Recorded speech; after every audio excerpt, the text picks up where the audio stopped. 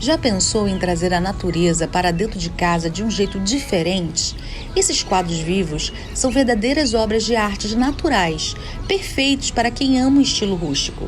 Em vez de só usar em vasos, a ideia é transformar as plantas em decoração, criando um cantinho cheio de vida e aconchego.